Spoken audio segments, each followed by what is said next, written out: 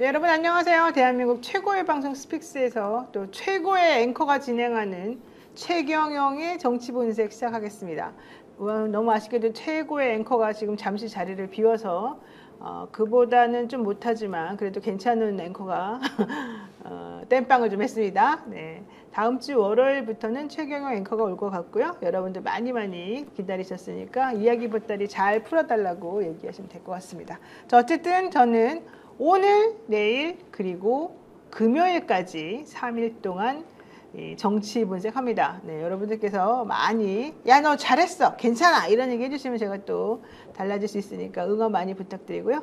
오늘 함께할 세 분 소개해드리겠습니다. 서영주 맥정치사회연구소장, 그리고 김성환 시사평론가, 김민아 시사평론가 나오셨습니다. 어서 오십시오. 네, 안녕하세요. 지금 제가 소개해드리는 순서가 체격 순이에요, 나이 순이에요, 인간성 순이에요, 뭐예요? 머리 크기 순 같아요. 아니 본인이 소개 머리 크기 순이야? 네, 몰라서 물어보는 거예요. 잘생김의 순인가? 그냥 되는 순으로. 되는 순으로? 되는 순으로. 일단 나이는 제가 여기서 제일 많죠? 예? 아니죠. 내가 아니에요? 아직 노영희 변호사께서 제일 어리고 그래요. 네, 제일 많고 네. 그렇죠? 그런 걸로 하시죠. 네. 우리 김민아 평론가가 진실을 말해줄 것 같아요. 어때요? 뭘로 하든 제가 꼴찌여서 뭐라고 얘기하든 제가 불리해서 뭘 얘기해야 될지 모르겠네요. 일단 나이가 젊은 거는 꼴찌가 아니지. 일단 지적인 면에서 제일 안 좋은 순으로 앉았다라든가 이러면 자기가 1등이 되는 건데.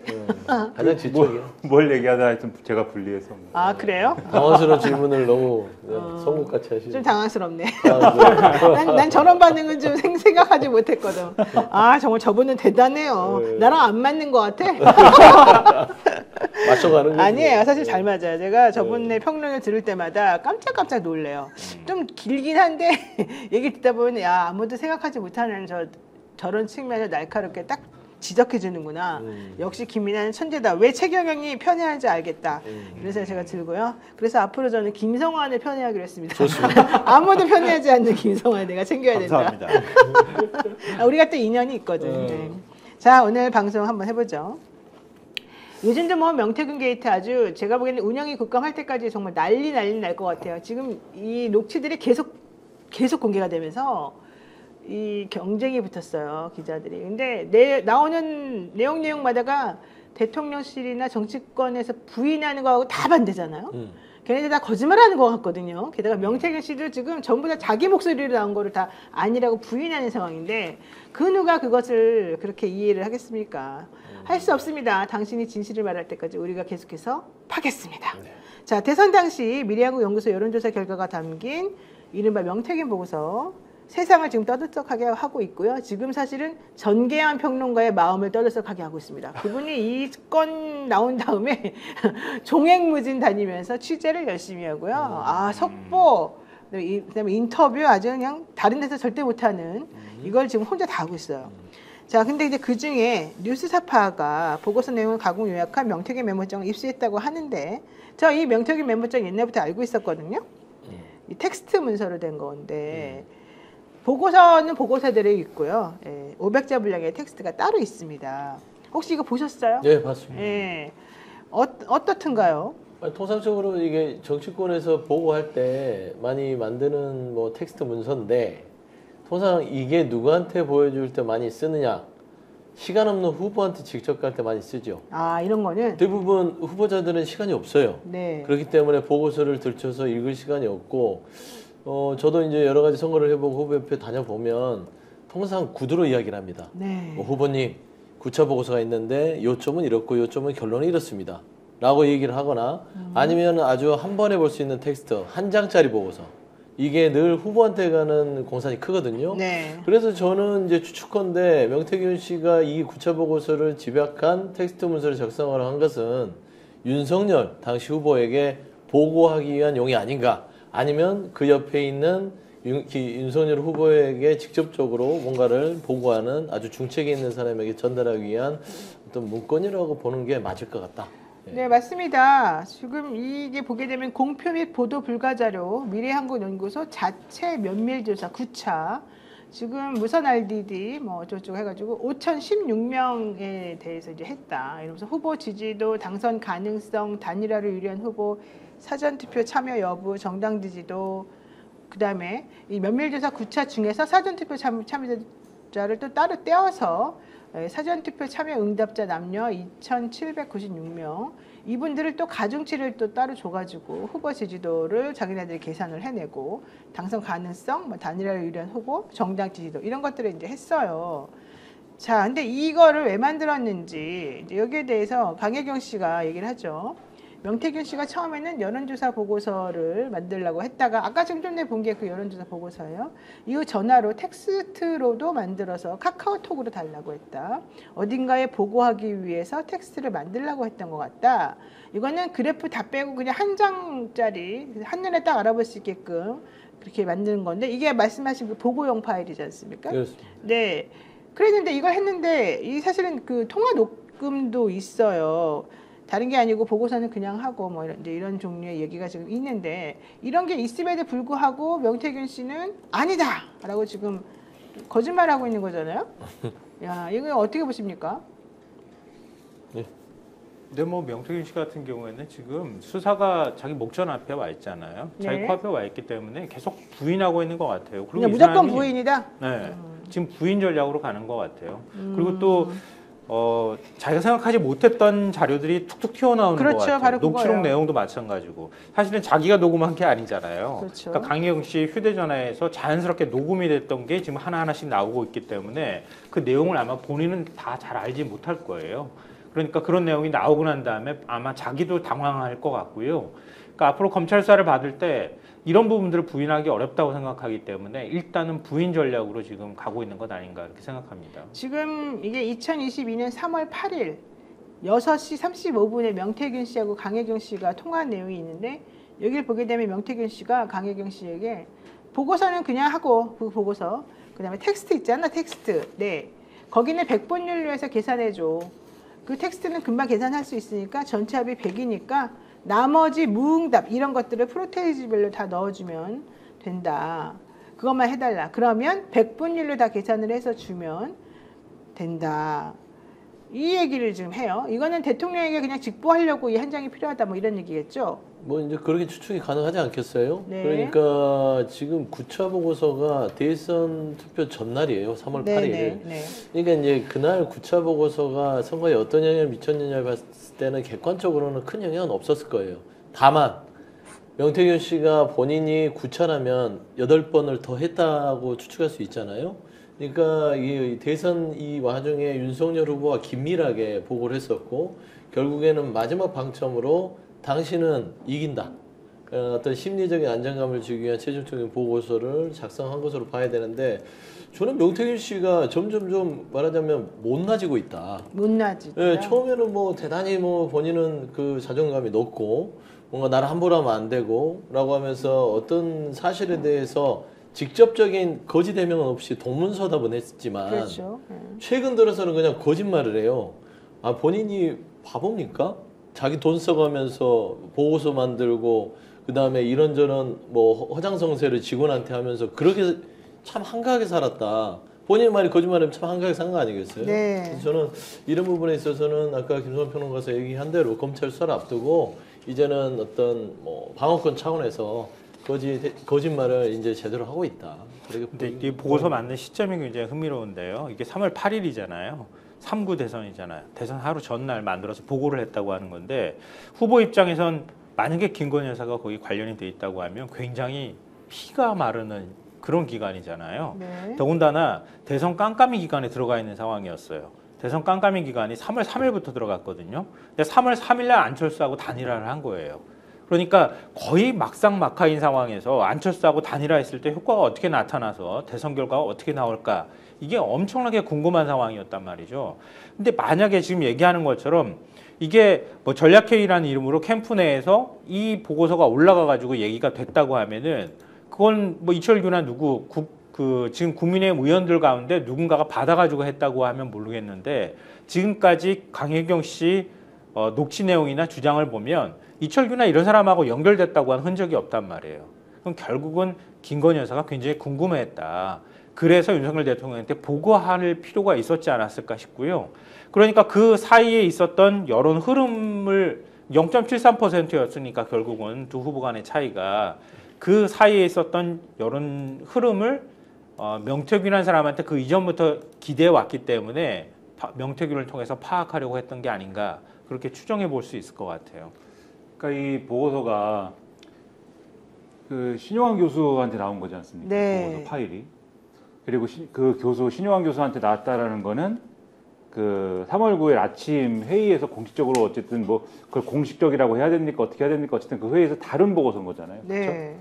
그리고 이 보고서를 가지고 회의를 한 거 아닙니까? 우리가 추정하기로는. 그렇죠. 그리고 이 보고서는 그 회의를 하기 위해서 그러면 돌린 여론조사가 되는 거잖아요. 그 전날. 네.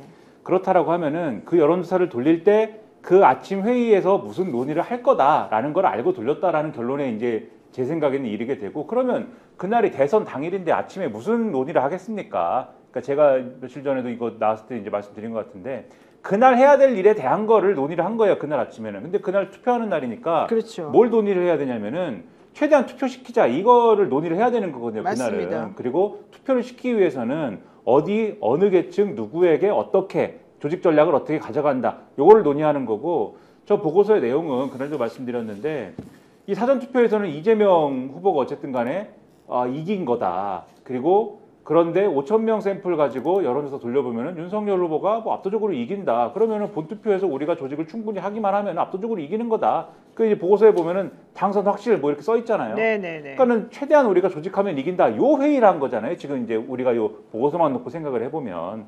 그런데 거기에 플러스 이제 이 텍스트까지 있다라고 하는 거는 제 생각에는 요거 텍스트는 그 공식적인 회의 자리에 모인 사람들한테 주기 위한 용도로는 제가 볼 때는 그렇게 볼 수는 없어요. 이 텍스트 파일은.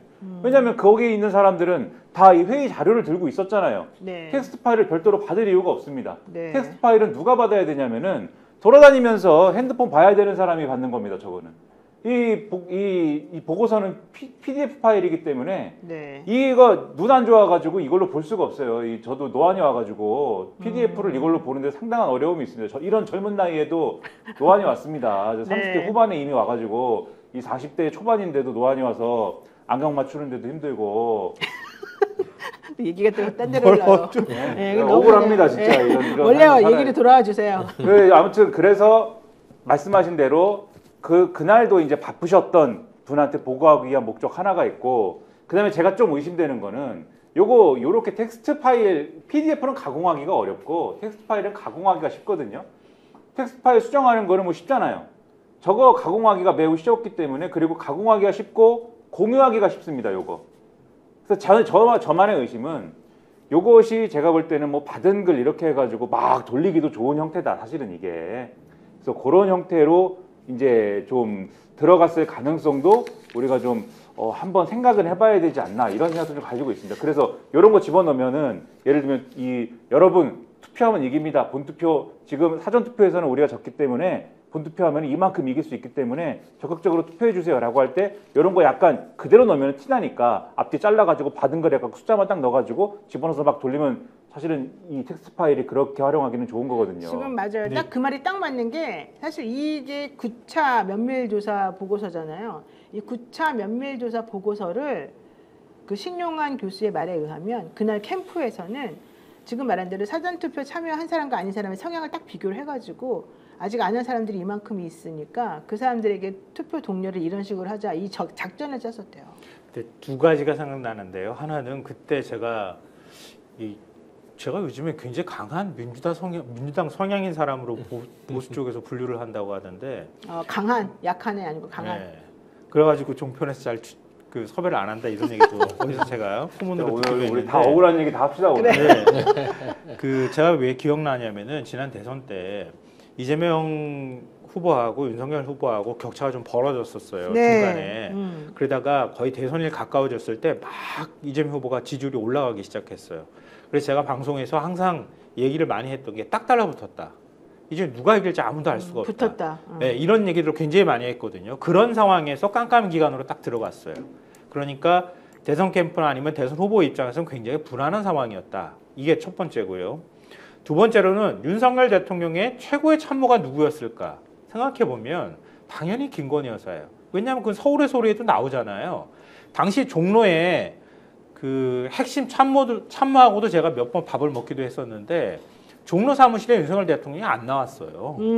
대선 캠프 사무실에 서초동 사무실이라고 따로 있었거든요. 그게 김건희 여사가 만든 거예요. 거기에 검찰 관계자 컨텐츠 그거 아니에요? 네. 그 사무실에 거기에서 윤석열 대통령이 있다시피 했다고 했거든요. 그래서 참모들 사이에서 굉장히 불만이 많다. 뭐 이런 얘기까지 나왔는데 그러니까 윤 대통령의 최고의 참모인 김건희 여사가 이렇게 불안한 상황에서 뭔가를 대통령한테 코치를 하거나 얘기할 필요가 있었던 거예요.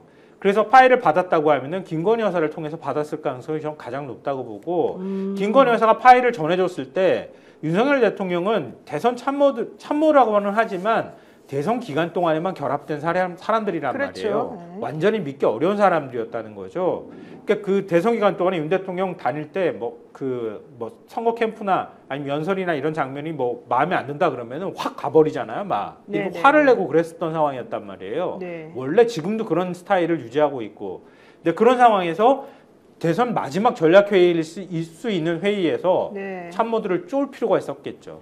아. 그러니까 이건 이렇게 하고 저건 저렇게 하고 이렇게 지시를 후보가 내려야 막 네. 캠프가 움직인단 말이에요. 네네. 그런 용도로 김건희 여사가 윤석열 대통령한테 만들어서 주기 위해서 네. 명태균 씨한테 그 파일을 별도로 요약 정리해서 달라 이렇게 얘기했을 가능성이 있는 거죠.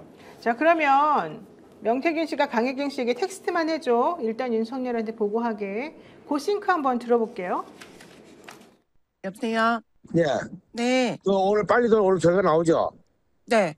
오늘 다 뽑아줘야 돼요. 윤석열 총장 문자가 왔네. 알겠습니다. 지금 2,200개 지금 찾거든요. 예? 2,200개 정도 찾거든요. 한 예, 2시간. 보고서하고 오늘 다 나와야 돼요. 알겠습니다. 예. 여보세요? 그 다른 게 아니고 네, 보고서는 그냥 하고 네. 그 텍스트 있잖아. 텍스트. 텍스트. 네네. 거기는 그 백분율로 해서 계산해 줘야지. 보고서는 보고서대로 그냥 놔두는 거고. 알겠습니다. 예, 그러면 백분율로 다 계산해 줘. 네네네. 숫자들을. 그럼 금방 하겠죠. 그럼. 네. 그 텍스트만 이제 보고서 놔두고. 네, 들으셨죠? 저 말이 바로 이제 대통령한테 보고해야 된다는 말이 명확히 지금 들어갔는데 대통령실에서는 무슨 소리야 이제 이러면서 이철규 의원이 그 얘기를 처음 꺼냈던 신용환 교수와 뉴스타파를 고소했답니다. 네, 봤습니다. 기사에 봤고. 아니 그러면 실제 그런 게 있어요 없어요? 이 정도면 말하면 되지 뭐 고소까지 하죠? 거기서 무슨 허위 사실이 있다고? 뭐 일단 명예가 어떻게 훼손된다고? 이 신용환 교수 입에서 나올 여러 가지의 그 좀 불리한 어떤 증언을 막으려는 네. 일단 조치인 것 같고요. 네. 아니 그냥 우리가 합리적으로 늘 생각하면 그게 거의 맞아요. 먹구름이 끼면 비가 와요. 겨울에 오면 눈이 오고요. 비슷한 겁니다. 지금 명태균 씨가 얘기하는 것들이 윤석열 총장이 문자 기다린다. 그다음에 다 됐고 100번일로 해서 텍스트 만들어. 네네네. 급한 거예요. 보고서를 보게 한가하지 않고 이 부분이 꼭 필요하다. 그러니까 지금 보면은 아까 김성환 평론가께서 얘기한 게 일리가 있는 이유가 네. 결국에는 김건희 여사와 윤석열 대통령 이 두 부부를 보면 그냥 한 몸이에요. 경제 공동체까지 모르겠으나 정치 공동체는 분명하다. 부부니까 뭐 경제 공동체 당연한 거 뭐 아닙니까? 그건 당연한 거니까. 그러니까 이제 김건희 여사가 대선 후보부터 지금 대통령이 직무를 하는 데까지 본인이 계속해서 대통령도 만들고 국정도 같이 운영한다고 생각하고 있었다고 가정하면 그렇죠. 당시에 명태균 씨는 윤석열 대통령보다는 김건희 씨와 가까웠기 때문에 저는 김건희 씨에게 직접적인 전달이 됐을 공산이 크다고 보고요. 그러니까 대통령이 아닌 김건희에게 후보는 바빠요.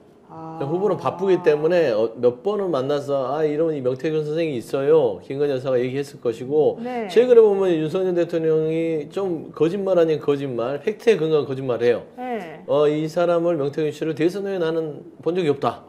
연락 끊었다. 그런데 본인 배우자는 달래려고 경선에서도 뭐 이후에 본 적이 없다. 그다음에 그 이후에 이제 김건희 여사라는 본인의 배우자가 달래려고 연락한 것 같다. 라는 데서 저는 힌트를 얻었어요.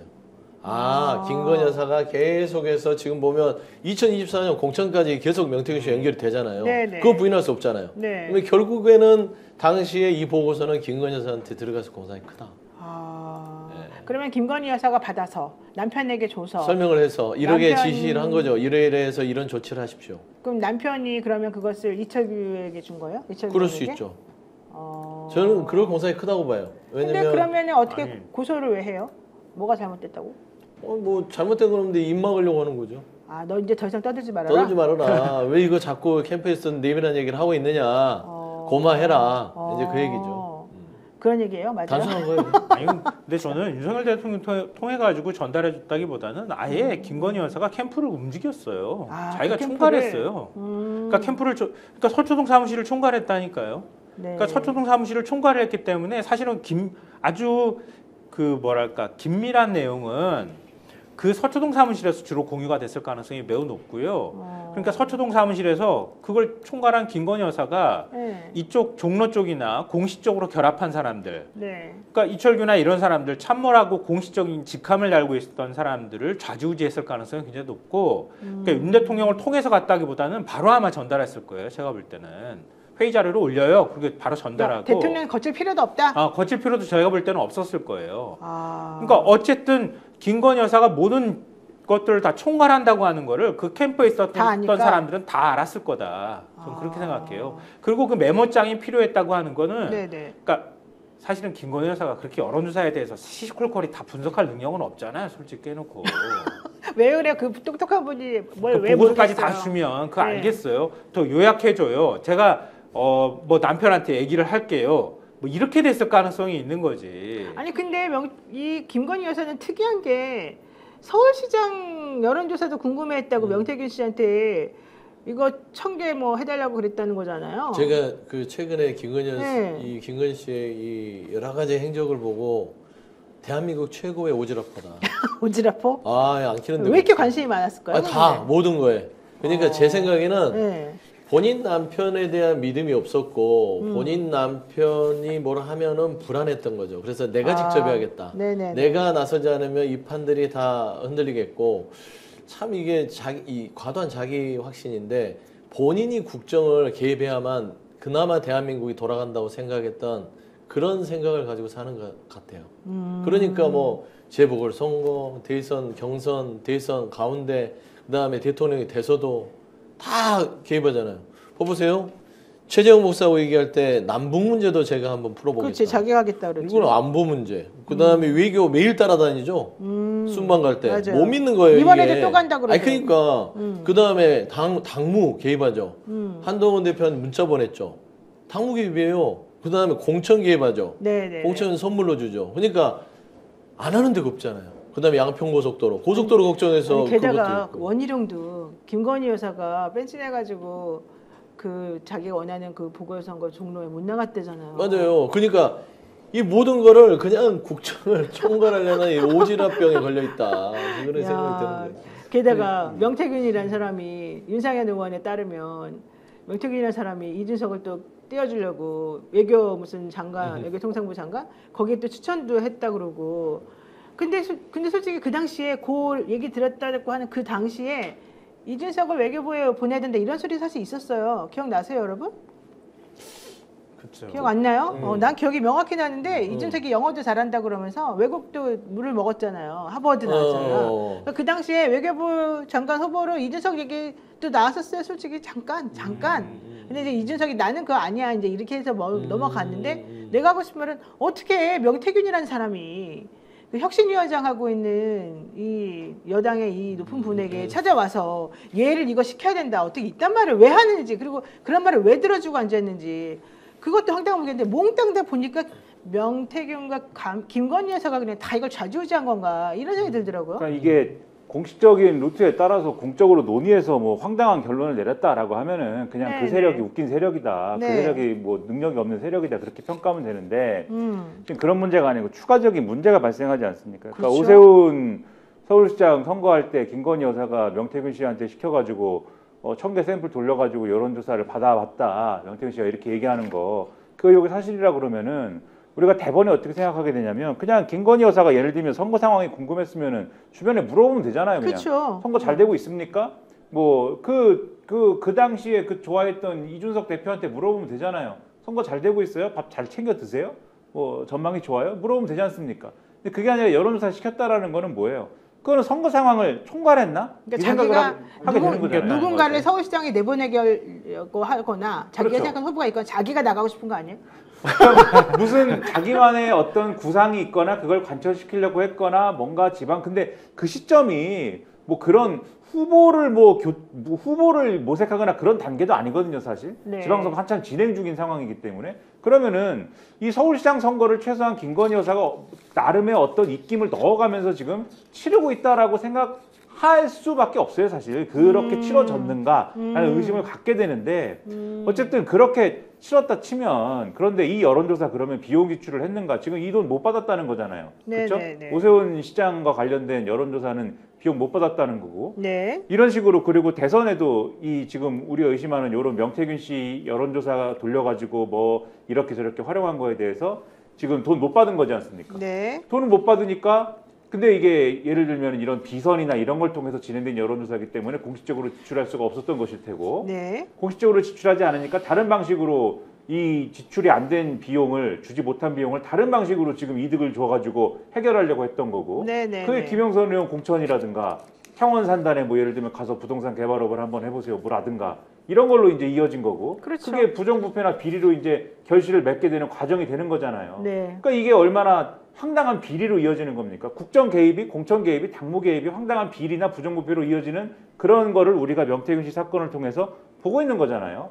그러니까 이걸 보여주는 사건이기 때문에 이거를 제대로 지금 파악해가지고 다 이 우리가 진상을 파악하지 않으면 안 된다 이런 거죠. 그러니까 근데 이게 이번 네. 건이 좀 네. 다른 점은 그러니까 아까 말씀하셨던 것처럼 지방선거에도 개입했을 가능성을 보여주는 거잖아요. 그럼 너무 많죠, 뭐. 그러니까 지금까지는 명태균이라는 사람을 거쳐서 그러니까 창원 의창의 재보궐선거, 그러니까 2022년 6월 1일 날 지방선거하고 동시에 치러지는 네. 그 보궐선거에 김건희 여사가 관련이 돼 있었다. 그렇죠. 이렇게 얘기가 되고 있는 건데 만약에 서울시장 선거까지 돌려보라고 얘기를 했다고 하면은 그럼 지방선거 전반에 개입했다는 얘기가 되는 거잖아요. 네. 그리고 이준석 의원이 뉴스토마토 기자하고 같이 만나가지고 얘기할 때도 김건희 여사가 지방선거 공천에 개입했다는 얘기를 하잖아요. 그러니까 그건 말고도 정진석 지금 대통령 비서실장을 통해 가지고 여러모로 영향력을 끼쳤을 가능성이 굉장히 높다.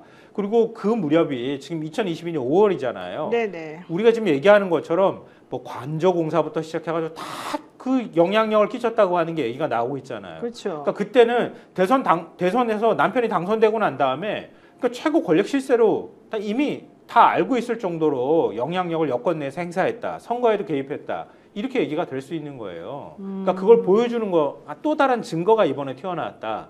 여기에 플러스해서 그러니까 그해 11월부터 창원 산단에 개입했다고 하는 얘기가 나오고 있는 거잖아요. 네, 그것도 네. 김건희 여사한테 얘기가 명태균 씨가 직접 소통했다고 하는 얘기가 나온단 말이에요. 그렇죠. 녹취록이. 그렇죠. 그러니까 그 무렵까 거기에 또 9월 11월에 뭐 앙코르와트 가니 또 엘리자베스 여왕 장례식에 참석하니 그런 얘기가 쫙 그냥 연결된단 말이에요. 아, 그렇죠. 그러니까 윤석열 대통령이 그동안에 주장해왔던 것처럼 자기는 그러니까 대선 그 경선 이후로 뭐 연락을 끊었다고 얘기하지만 네네. 그것도 제가 볼 땐 거짓말이고 거짓말이 드러났잖아요. 이미. 2022년 11월에 이준석 의원이 말하는 것처럼 황정호 행정관 그 대통령 삼촌이라고 불렀다고 하는 지금도 실세로 군림하고 있는 네네. 한남동 라인이라고 분류되는 사람 있잖아요. 네.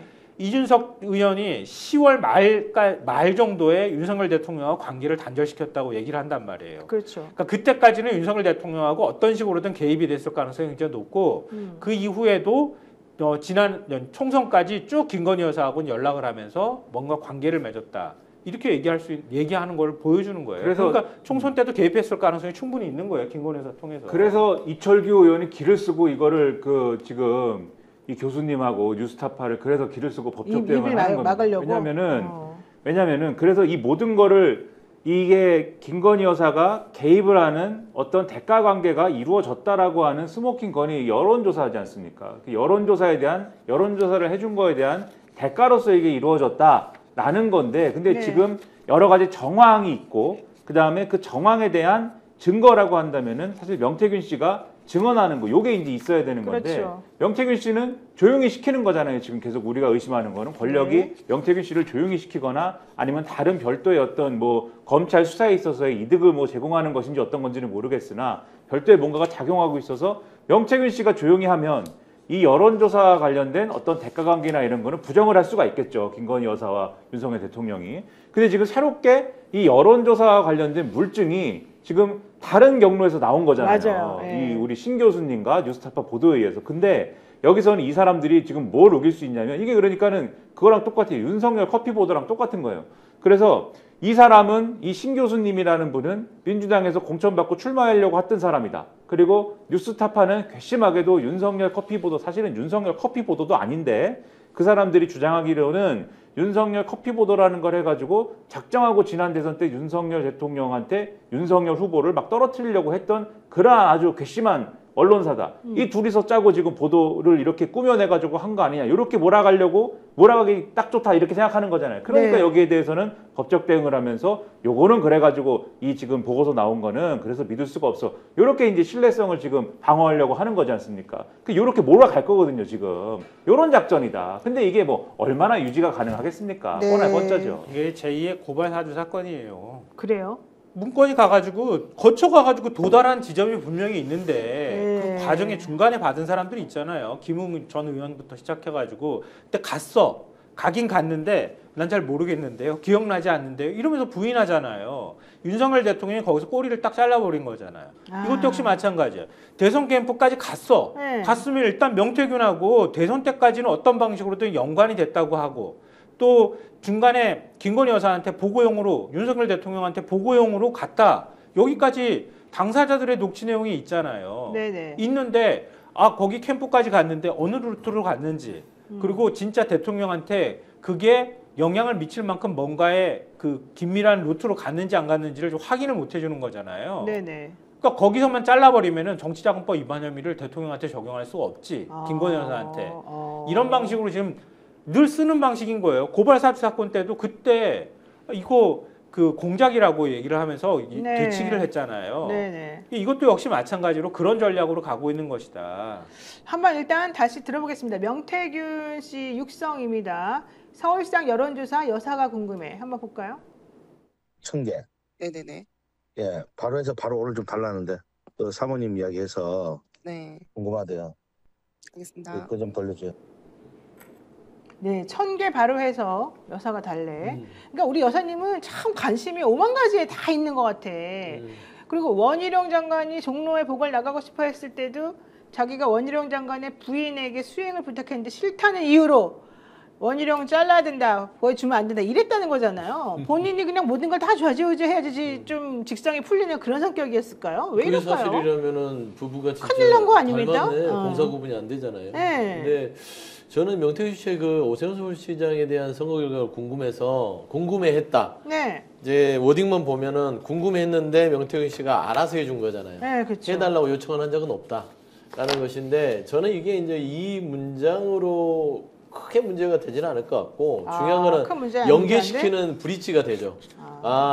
김건희 여사가 김영선의 공천뿐만 아니라 뭐 각 광역단체장에 대한 여러 가지 공천에 있어서 판단을 했구나. 네. 그냥 판단을 하려고 궁금해한 거 아니겠어요? 그러면 그 보고서를 가지고 그 판단을 한 다음에 뭐가 있었을까요? 판단만 하고 앉아서 이렇게 될 거야? 저는 판단을 했으면 본인이 직접 나섰거나 아니면 본인의 남편을 통해서 나섰거나 아니면 당내에 윤핵관이라고 불렸던 사람들과 소통해서 나섰거나 라고 좀 추정이 되잖아요. 저는 그래서 여러 가지 김건희 여사가 결국에는 이 수사가 명태균 씨와 김영선 전 의원 사이에서의 정치자금법으로만 국한돼서는 안 된다라는 명확한 물증들이 나오고 있다고 그렇죠. 보는 게 맞을 것 같아요. 그렇죠. 그래서 검찰이 수사를 하는 데 있어서 제한적으로 명태균과 김영선만 딱 해서 털지 말고 털어서도 안 되고 결국에 이런 녹취들을 통해서 김건희 여사, 결국엔 김건희와 윤석열 대통령 한 몸이기 때문에 같이 묶어서 이거를 수사를 해야 된다라는 어떤 그런 메시지이기 때문에 네. 저는 이 부분에 대해서는 그냥 허투루 넘길 수는 없다. 근데 이재명 대표 수사하듯이 한번 해봐요. 그 말이 이건 맞네. 진즉에 기소도 하고 그랬어야 되는 거 아니에요? 저는 아이고, 이재명 아이고. 캠프를 말한 적도 이 정도까지 없고 나왔으면은? 송영길 대표 아이고, 참. 수사하듯이 해야 되는 게 맞아요. 따지고 보면 송영길 전 대표가 뭐 녹취가 직접적인 나온 것도 아니고 이정근 씨랑 그 옆에 있는 사람들이 떠든 거를 가지고 송 대표를 어떻게 했어요? 압수수색을 그냥 본인 딸집까지 탈탈 털고 본인의 어떤 연구소까지 다 해서 완전히 뭐 그냥 뭐 사람을 정치적으로 사망에 이르게까지 만들었는데 왜 그렇게 수사 안 하죠? 그러니까요. 말도 안 되잖아요. 윤석열 특검 수사팀장이 만약에 수사했으면은요, 김건희 여사 털어가지고 별건으로 가가지고 도이치까지 가고 다 갈 수도 있는 양평까지도 갈 거예요. 수 있어요. 야, 자기가 진짜. 그걸 다 했기 때문에 너무 행복한데 갑자기. 못 뒤지는 거야. 자기가 했기 때문에. 그치. 제가 볼 때는 아니 그럼 최소한 지금 검찰이 이재명 대표 저렇게까지 범죄와 악마화 시켜버리는데 이 정도까지 안 간다 하더라도 최소한 양심이 있으면은 이런 건에 대해서 같은 잣대 정도는 들이댈 수 있어야 되는 거 아니에요? 네. 안 한다는 거 하는 게 문제가 되는 거고 저는 왜 그럼 김건희 여사가 서울시장 특히 서울시장 관심이 선거에 있었을까? 관심이 있었을까? 그 생각 안 할 수가 없는 게 저는 대선 때부터 아까 말씀드렸던 것처럼 김건희 여사가 사실상 캠프에 여러 가지 면에 있어서 개입을 했던 거예요.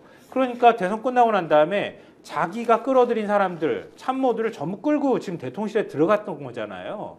그리고 들어가서 지금까지도 아마 있다고 해요. 황종호 아까 대표적으로 말했잖아요. 네. 그런 사람들이 다 들어가 있는 거란 말이에요.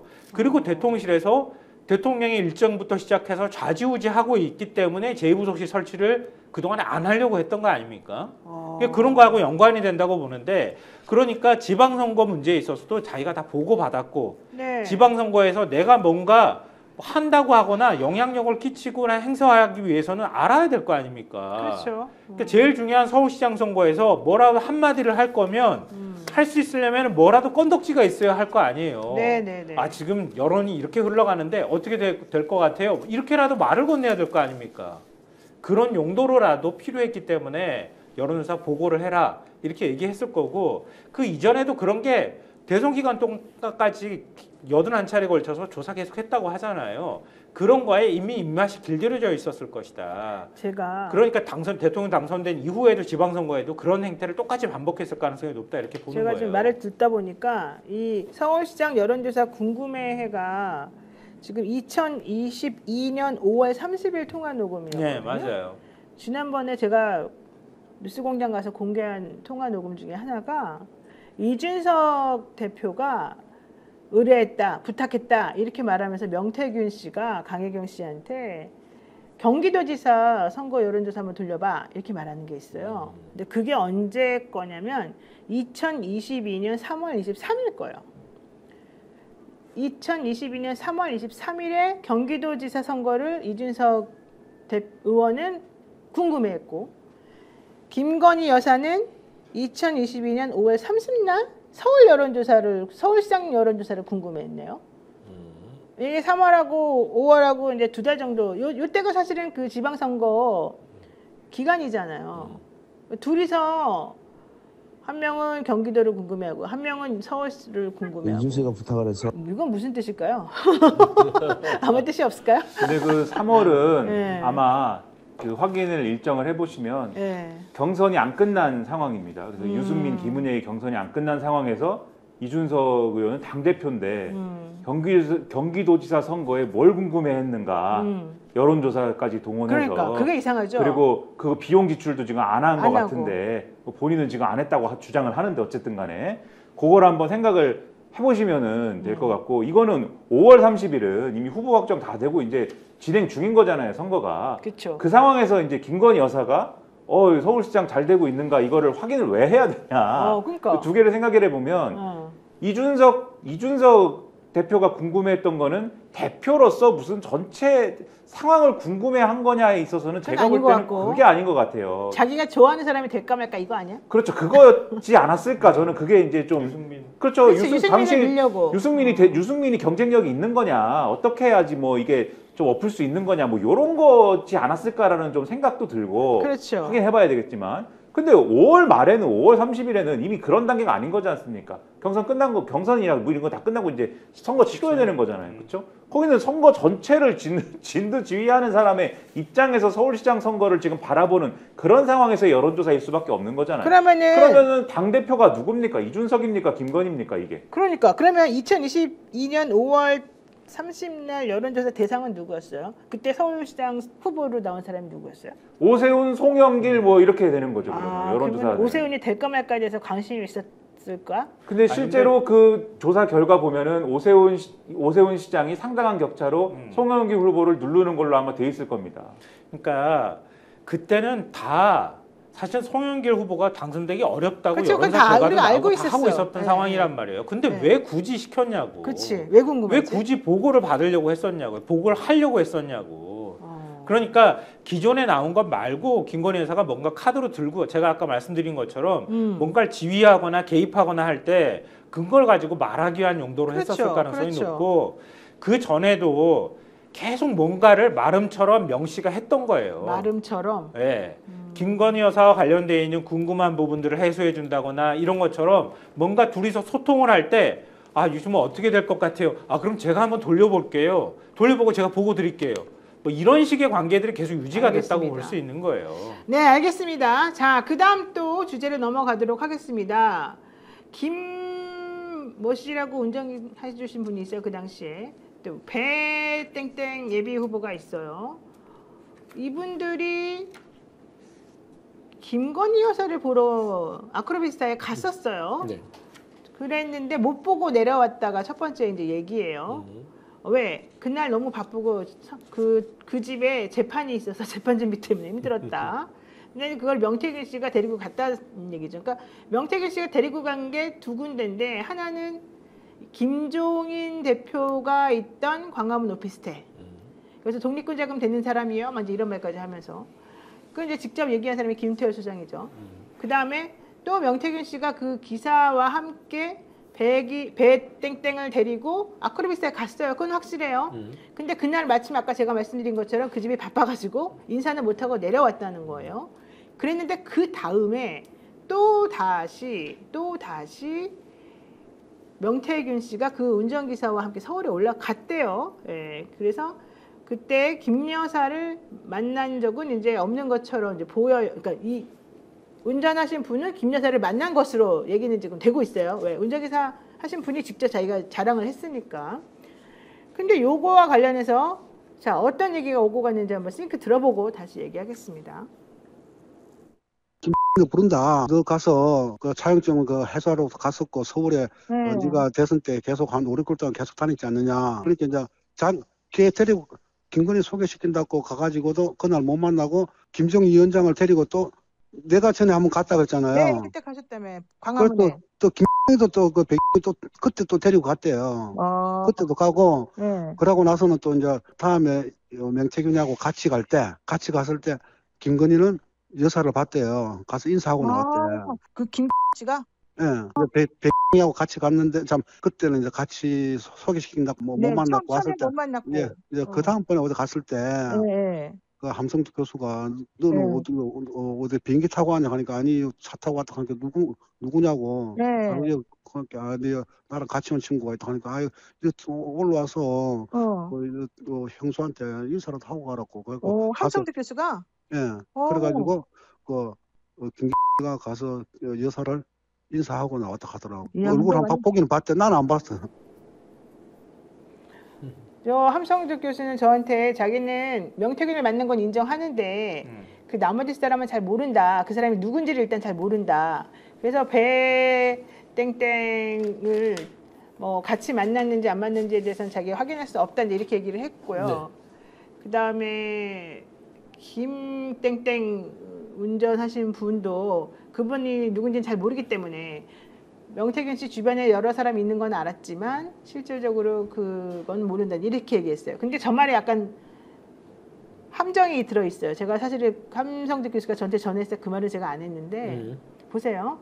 지금 첫 번째 배 땡땡 씨가 서울에 올라가서 여사를 만나려고 원래 처음에 했을 때는 그건 이제 여사를 만나려고 시도했던 건 확실하거든요. 배 땡땡도 인정하는 거거든요. 그때는 명태균, 김 운전하는 김 근데 옆에 배 땡땡이 있었을 거 아니에요? 그럼 일단 3명이 있는 거죠. 그러니까 명태균 옆에 2명이 이제 있는 거죠. 함성득 교수가 명태균만 안다 하더라도 2명이 있는 건 이제 확실하잖아요. 그 다음에 못 만나고 내려갔어요. 근데 다시 올라갔어요. 라고 했을 때 함성득 교수는 나는 명태균 주변에 사람들이 여러 명 있는 거는 봤는데 내가 데리고 올라가서 인사시켜주지는 않았다. 이게 함성득 교수 말이거든요. 근데 명태균 씨가 함성득 교수 말대로 그 배땡땡을 데리고 가지 않은 날은 서울에 누가 갔느냐? 명과 김만 간 거예요. 그러면 명 옆에 한 명만 있는 거지 여러 명이 있는 게 아니었거든요. 근데 함성득 교수는 내가 여러 명 있는 거 봤다고는 말했거든요. 근데 본인이 그 사람들을 데리고 인사시켜주지는 않았다. 이렇게도 말하죠. 그럼 일자가 헷갈리는 거네요. 뭔가 좀 제 말이 무슨 말인지 아시겠죠? 뭔가가 지금 좀 이상하죠. 본질적인 거는 김건희 여사, 그러니까 김건희 여사는 대통령 부부라고 해야겠죠? 윤석열 대통령과 같이 사는지 안 사는지 모르겠으나 그래도 같은 공간에 있는 거주지를 방문한다는 건 어마어마한 말하자면 관계가 친밀하지 않고서는 쉽지 않습니다. 그럼요. 그러니까 저도 여러 많은 정치인들과 친분을 맺고 살지만 제가 선거를 앞두고 누군가를 모시고 네. 가겠다라고 약속 잡아서 오케이를 받는 거 굉장히 어려운 일이거든요. 네. 근데 대통령 부부가 네. 대선 전도 어렵겠지만 대선 이후에 대통령이 돼서 대통령 네. 부부가 명태균 씨가 어떻게 해서는 연락을 해서 누구누구를 데리고 갑니다라고 얘기를 했을 거예요. 네. 그러지 않고서는 그냥 불쑥 찾아갈 수가 없는 그런 신분들이잖아요. 네. 그렇기 때문에 저는 명태균 씨의 여러 가지의 지금의 행적들을 보면 긴밀하게 대통령 부부와 끊임없이 신뢰를 얻고 관계를 맺어왔다라는 걸 알 수 있어요. 그 다음에 배모 씨, 김모 씨가 이분들이 지금 이 돈을 댔다는 거 아닙니까? 여론조사 비용을. 그리고 나중에 김영선 전 의원이 이 사람들의 돈을 보전해 준 것이고. 네. 그러니까 명태균 씨는 본인의 어떤 그 윤석열 대통령 부부의 어떤 관계를 과시하면서 이 사람들에게 돈을 받아내는 용도로 쓰였었고, 저는 윤석열 대통령과 김건희 씨가 결국에는 명태균 씨가 요구하는 대로 해줄 수밖에 없는 뭔가에 큰 고마움을 얻고 있다라는 것들을 볼 수 있는데, 이런 것들은 저희가 여기서 확정할 수 있는 건 별로 없어요. 왜냐하면 이건 수사를 통해서 그 과정에서 뭐가 있었는지 좀 포렌식에서 나오는 좀 파일들에서 밝혀져야 되는데, 명태균 씨 지금 깡통 돼서 있는지 모르겠네. 근데 자 보세요. MBC에서 이 건 관련해 가지고 취재를 했어요. 배모 씨의 녹취가 있어요. 이 녹취를 끝까지 들어보고 나면 전체적인 그림이 그려져요. 한번 들어보겠습니다. 김건희가 내가 그 사람하고 뭔 관계 있어요, 내가. 소개시켜준다고 데려갔다는 얘기가 있어서. 어떻게 김건희를 만나요? 김건희 여사를 어떻게 만나요? 코르피스타에 누가 한 사람 사는 사람이 있어서 그 함성덕 교수라고 있더라고요. 그 사람 만나게 했는 거예요. 자 보세요. 함성득 교수가 있어서 만났다는 거잖아요. 배모 씨가. 근데 함성득 교수는 나 배모 씨 모른다. 만난 적이 없다. 내가 누구 데려간 적도 없다. 그러니까 서로 말이 김건희 여사를 만났는지 안 만났는지에 대해서 정확하게 안 말하려고 그런지 모르겠지만 말이 다 틀리거든요. 이상하죠. 이게 김태열 소장의 말, 배모 씨의 말, 또 그다음에 운전하셨던 그분의 말, 명태균 말, 여기 함성득 교수 말 사실은 다 틀려요. 근데 그 내용을 다 종합해 보면 어쨌든 누군가는 만났어. 함성득 교수 덕분에 이제 얘기가 이렇게 되는 거거든요. 어떻게 생각하세요, 우리 김성환 평론가님? 글쎄요, 이게 정확하게 뭔가 맞춰지진 않는 것 같은데 지금 이제 대선이 끝나고 난 다음의 상황이잖아요. 대선 때까지 여론사를 81차례 돌려가지고 어찌 보면 명태균 씨는 빚더미에 올라앉은 거나 다름이 없잖아요. 돈은 계속 나갔고, 그리고 예비 후보들한테 돈을 받아서 떼우기도 하고, 또 그거 가지고 어떻게 돈을 지금 자기는 신용불량 상황이니까 그걸 어떻게든 해결해야 되는 상황이잖아요. 약속까지 했고 공천받게 해준다고. 그렇죠. 그러니까 만약에 예비 후보자를 저렇게 소개시켜주겠다고 데리고 간다고 하면 일정하게 내가 어떤 역할을 하는 사람이야 라고 과시하거나 보여줬을 가능성, 보여줘야 됐다고, 보여줄 필요가 있었다 이렇게 볼 수 있거든요. 그러니까 시점으로 보면은 3월부터 5월 사이쯤 언저리가 될 가능성이 매우 높은 거죠. 그렇죠. 그 사이에 지금 그 김영선 전 의원 공천 문제도 여사 통해 가지고 내가 공천 받았어라고 하는 얘기들이 그때 나오는 거니까 그 사이에 이루어졌을 가능성이 굉장히 높다. 근데 보세요, 저게 지금 좀 이해가 안 가는 거는 배모 씨가 어쨌든 아크로비스타까지 간 것도 인정되는 내용이잖아요. 근데 함성득 교수를 만났다는 거잖아요, 자기는. 함성득 교수를 왜 만나죠? 배모 씨가 만날 이유가 있나요? 그러니까 그때 함성득 교수가 윤석열 대통령 부부와 가까운 사이였다는 게 그렇게 많이 알려지지는 않았던 거지 않습니까? 그러니까 최근에 이제 예를 들면은 대중적으로 알려진 거는 뭐 그 전에 그게 아니라 저 사람들은 돈을 냈기 때문에 공천을 위해서 돈을 냈기 때문에. 그러니까 지금 말씀드리는 거는 그들이 가깝다는 걸 알려줘야니까. 지금 말씀드리는 거는 일종의 돈 낸 거에 대한 보증으로 지금 보여주려고 하는 거잖아요. 그러려면은 이게 보증이 되려면은 김건희 여사를 만나야 되는 건데. 그러니까. 그래야 봐야 되는 건데 그때는 지금 근데 함성득을 만났다고 얘기하는 거에 대한 말이 안 된다라는 거를 지금 말씀드리는 그렇죠, 건데 그렇죠. 함성득이라는 분이 김건희 여사 부부가 윤석열, 김건희 부부하고 가깝다라는 사실은 대중적으로는 최근에 알려진 거잖아요. 최근에 한국일보 인터뷰에서 이명백 그렇죠, 교수랑 같이 최근에. 나와가지고 자기가 비선인 것처럼. 네, 나는 비선이다 이러면서 알려진 거지 않습니까? 그래서 최근에 일어난 일이라고 하면 함성득과 만나가지고 이 어떤 이 보증이 된다라고 판단했다라고 하면 그게 말이 되는데 그렇죠. 대선 때 함성득 교수를 만나가지고 그냥 아크로비스타에 살고 있는 그것에 불과한 함성득 교수를 만나가지고 함성득 교수를 만나게 해줬다면 내가 신뢰가 가요 이래가지고 돈을 냈다라고 하는 거는 말이 안 되는 거고 그렇죠. 그래서 요 각자의 진술이 안 맞는 거를 각자의 진술이 안 맞는 이유는 누군가가 거짓말을 하기 때문인 건데 복수의 사람이 거짓말을 하고 있기 때문인 건데 왜 돈을 냈느냐로부터 추적을 해 들어가면 몇 가지 진술은 우리가 뭐 이 거짓이다라고 판별을 할 수가 있게 되는 거고 거기서부터 이제 판단을 해나가야 되는 거겠죠. 그리고 이게 자기 입장에서도 당사자 입장에서도 동기가 되는 거잖아요. 내가 네. 왜 돈을 줬느냐에 대해서 네. 이게 어쨌든 법적 문제가 되는 건데 그냥 내가 그 미래한국연구소에 도움이 되는 쪽으로 하기 위해서 돈을 냈어요라고 할 수도 있는 거고 내가 대가를 바라고 돈을 냈어요라고 할 수도 있는 건데 문제가 되는 거는 당연히 대가를 바라고 돈을 냈어요 이렇게 되는 거지 않습니까? 그걸 그렇죠. 부정하기 위해서 지금 이 말을 지어내는 거일 수도 있어서 그 부분을 감안하고 지금 이 진술을 봐야 되는 거겠죠. 알겠습니다. 근데 뭐 여기서 알 수 있는 거는 그런 거예요. 대선 네. 끝나고 난 다음에 대통령 당선되고 지금 최재형 목사로부터 명품백 받기까지 뭐 향수도 받고 책도 받고 했던 기간이 2022년 6월부터 8월 사이예요. 네. 관절을 9월에 옮기게 되고요. 한남동으로 옮겨간 게. 네. 그럼 그 사이에 그 아크로비스타는요 별의별 사람들이 진짜 다 찾아왔다는 얘기가 되는 맞습니다. 거예요. 온갖 공천부터 시작해서 김건희 여사 사람들을 만났던. 맞습니다. 그러니까 그 안에 그때 방문자가 누구였는지 이런 거. 최순실 국정농단이 결국은 대통령실 출입 기록이나 이런 거에서부터 드러났단 말이에요. 네. 그거를 확인해야 된다. 그거 다 알겠습니다. 폐기했다고 하지만. 자, 중심 한번 듣겠습니다. 여러분 잠시 광고 보고 뒷얘기 나눌 건데요. 가지 마세요. 지금 뒤에 할 중요한 얘기들이 많이 남아 있습니다. 잠깐만 채널 고정 부탁합니다. 아니 왜 아직도 3년간 같은 통신사 인터넷 계속 쓰고 계세요? 인터넷 가입 시 48만 원 유심 경종 시 추가 혜택이 주어집니다. 인터넷 비교원 통해 인터넷 가입하고 지인에게 홍보해주세요. 지금 홍보에 인터넷 비교원 검색 후 3초 만에 감동 행복 비교해보세요. 인터넷 비교원. 네, 인터넷 가입 혜택을 비교하느라 시간 낭비하고 계신 분들에게 3년마다 가입만 해도 현금 사은품을 주는 인터넷 비교원을 소개하겠습니다. 인터넷과 휴대폰 그리고 가전제품 렌탈을 비교원을 통해서 가입하게 되면 최대 40만 원, 그리고 알뜰폰 또는 휴대폰을 통신사만 변경해도 최대 30만 원, 정수기 렌탈 시 최대 30만 원, 총 최대 108만 원의 현금 혜택을 받을 수 있습니다. 현금 사은품 혜택을 원치 않을 경우에는요. 삼성 55인치 TV를 선택이 가능하고요. 인터넷 신규 가입한 후에 소개한 친구가 가입을 하게 되면 신세계 상품권 4만 원을 무제한으로 드리는 이벤트가 진행됩니다. 그리고 가입 시 스픽스 유튜브 보고 왔다 이렇게 말씀을 해주시면요. 고함량 비타민 B가 들어있는 웰스테이브의 비타민 B 제품을 드리는 이벤트도 진행을 합니다. 지금 바로 1670-2571로 연락을 주시거나 네이버에서 인터넷 비교원을 검색한 후에 문의해 주시기 바랍니다. 정말 대단한 게요. 또 명태균 씨가 산단 관련해 가지고 우리 사모님에게 또 뭐 어쩌고 저쩌고 이런 싱크가 또 있어요. 이것도 먼저 한번 들어볼까요?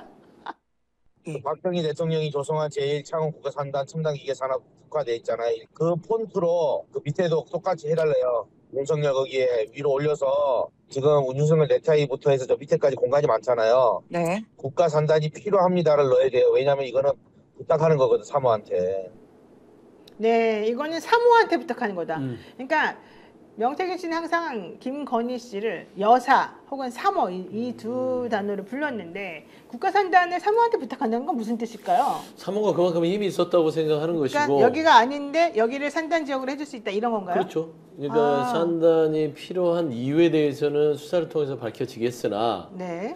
뭐 명태균 씨가 지금 국회의원도 아니잖아요. 사인이잖아요. 그러니까 아무것도 아니에요. 사인이 왜 창원의 산단에 대해서 그렇게 관심이 많을까요?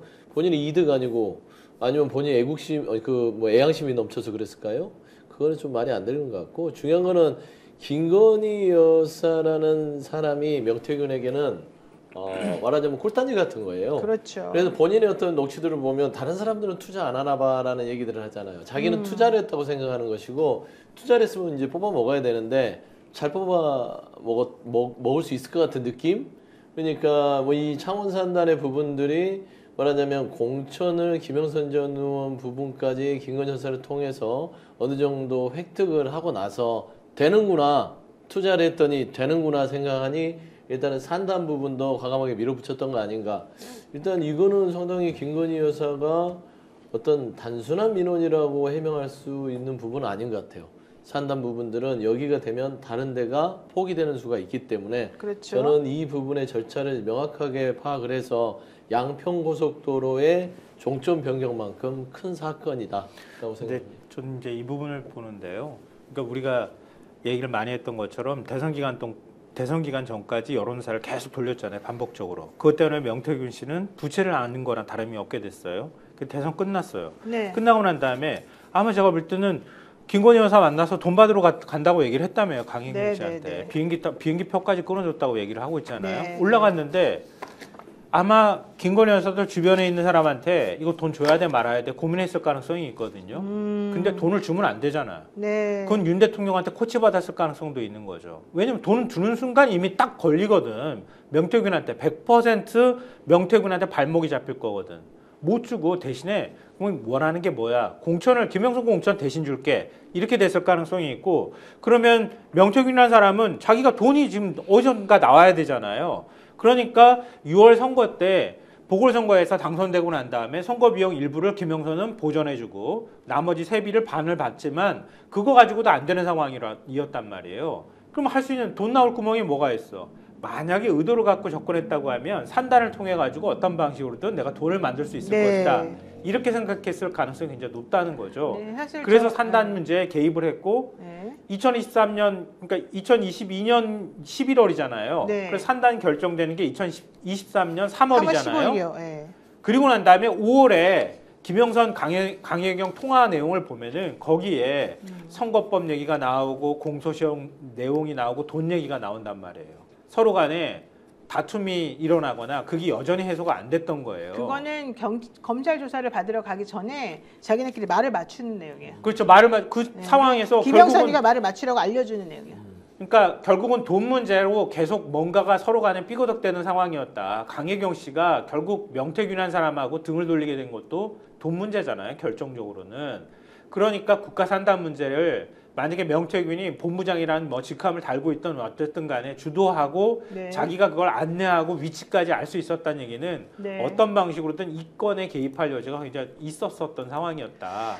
그래서 다른 사람 동업자까지 끌어들였다는 얘기가 나오잖아요. 이게 김건희 여사의 어떤 그 뭐랄까요 부담, 우리 국정의 부담을 보여주는 전형이라고 제가 생각을 하는데 이 11월 달에 이걸 할 때 무슨 일이 있냐면 그 유명한 앙코르와트 대화가 있습니다. 그게 11월 앙코르와트 얘기가 11월 12일이잖아요. 그 11월 12일 날 그 앙코르와트를 안 가고 김건희 여사가 그 멋진 사진을 찍는데 11월 12일 아닙니까? 그 앙코르와트 대화라는 거는 그 전에 있는 거잖아요. 그 전후에 있는 거잖아요. 그리고 이 얘기를 11월 23일에 하는 거 아닙니까? 근데 그게 무슨 말씀을 드리고 싶은 거냐면은 이미 한 2022년 한 6월 달에 지방선거 끝나고 이제 이 용산에서 이 이상한 사람들은 조금 정리를 하자 이런 분위기가 조성이 돼요. 그래갖고 2022년 8월 달에 막 건진법사를 우리가 지금 처리했다 뭐 이런 거를 막 묻지도 않았는데 막 얘기를 하기 시작하고 그리고 기업들의 건진주의보를 막 내립니다. 건진이 오면 상대하지 마세요 이런 거를 막 하고 10월 달이 되면은 이제 자기들이 관저에 입주하기 시작하면서 이때부터 이제 명태균 씨랑은 멀어진다 뭐 이런 얘기를 막 이제 뒷얘기가 나오고 하는데 11월 달에 그 앙코르와트 대화를 하지 않습니까? 처음에는 명태균 씨가 꿈자리가 안 좋은데 혹시 여사님 뭐 해외 순방 일정 있으세요? 뭐 이 얘기를 하는데 처음에는 김건희 여사가 답을 안 하잖아요. 답을 안 하고 있다가 나중에 신부님이 뭐 이거 비행기 떨어지는 얘기를 하고 그러니까 김건희 여사가 갑자기 감동해가지고 명태균 선생님, 명 선생님 그거 어떻게 하셨어요? 감동하고 이렇게 하면서 다시 대화가 이어지는 거잖아요. 그리고 나서 그 대화가 이어지고 나니까 그러니까 지금 서로 코드가 맞은 거죠. 취미의 코드가 맞은 겁니다.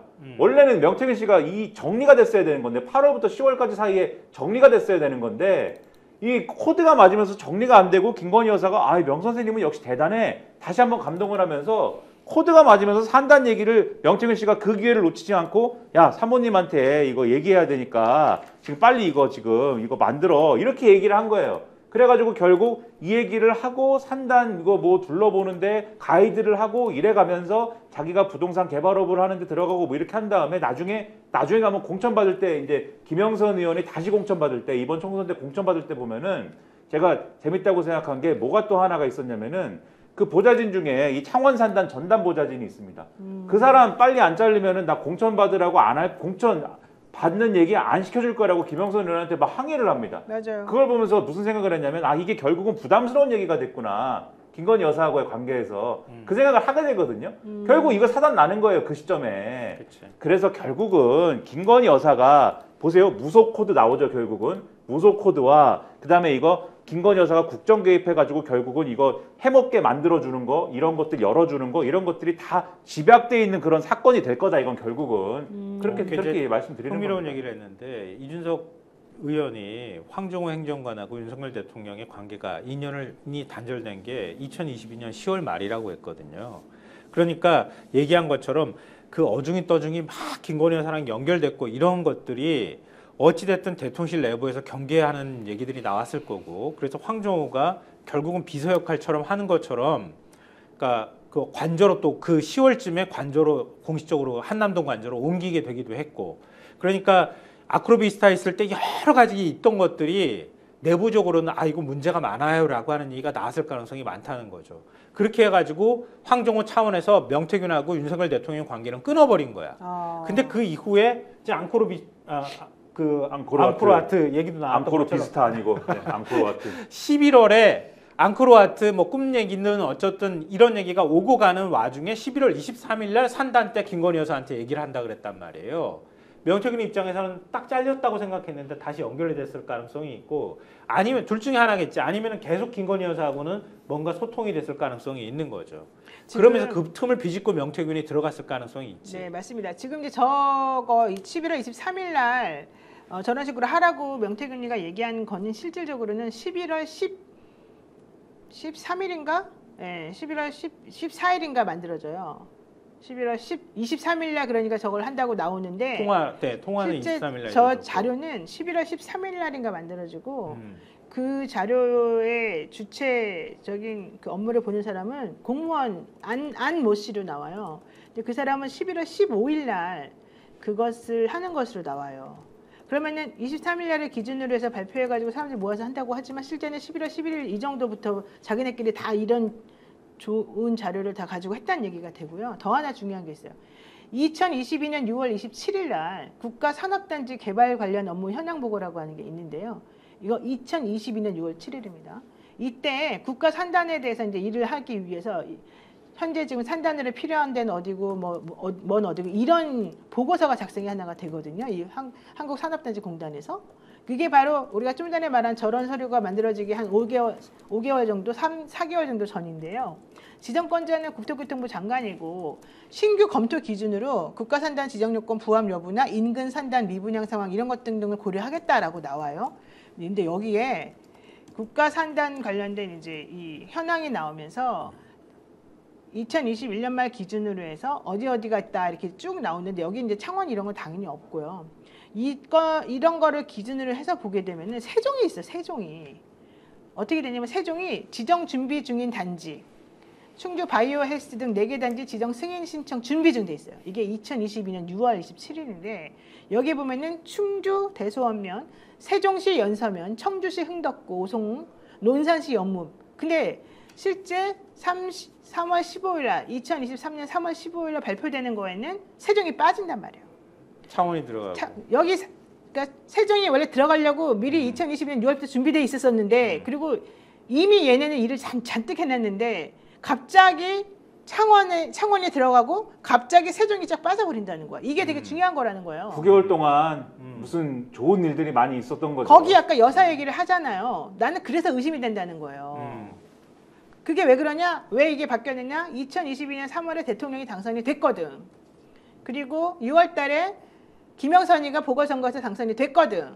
이 모든 것들을 그리고 지방선거에서 국민의힘이 크게 이기고 그렇죠. 네. 이 모든 것들을 저기 명태균이는 자기는 뭐 관여 안 했다 하지만 내용 보면 다 나오고 산단에 관여했던 여직원을 그 다음에 잘라라 말아라 안 그러면 내가 김건희한테 말하겠다 이딴 말이 계속 나오거든. 이걸 보면 이상하지 않아요? 이게 과연 정말로 이 사람이 아무나 상관이 없는 사람일까요? 대놓고 해보는 거죠. 대놓고. 아니, 그러니까 이게 허세로 나 김건희란 사람하고 친해. 그거 아니야. 이런 진짜. 정도에서 끝나는 게 아니라 자료를 맞아요. 만들어서 내가 사모님한테 줄 거거든, 부탁할 거거든. 이 정도는 허풍으로 얘기할 수 있는 성격이 아니라는 거죠. 세종은 얼마나 억울할까? 그래서 우리가 계속 제가 세종에 계신 정치인들 잘 아는데 네. 이 산단은요 늘 그쵸? 염원 사업이었어요. 그러니까. 근데 네. 자기는 지정 신청까지 하고 다 준비 다 해놨는데 6월 때까지도 자기네가 다 이미 그 4개 중에 들어있는데 갑자기 마지막에 없어져버려? 저는 이거 김건희 여사 옆에 한 사람이 설계꾼이 있는 것 같아요. 그러니까. 양평고속도를 그런 식으로 해먹거든요. 네. 이거 되게 이것도 중요한 비슷하고. 문제예요. 네. 우리 이거 팝시다. 네. 앞으로. 이거 냅다 파야 이거 냅다 팝시다. 그러면은 창원 근처에 땅도 좀 더 알아봐야 될 것 같은데. 좀 힘듭니다. 자, 오늘 정치본색 서영지 맥 정치사회연구소장 그리고 김성환 시사평론가 김민아 시사평론가와 함께했습니다. 지금까지 노영이었습니다. 고맙습니다. 네, 감사합니다. 스픽스는 말하는 언론입니다. 대세는 유튜브, 그중에서 스픽스. 좋아요, 댓글, 구독, 알림 설정. 여러분이 저희를 사랑해 주시고 우리가 여러분을 사랑하는 4가지 방법입니다.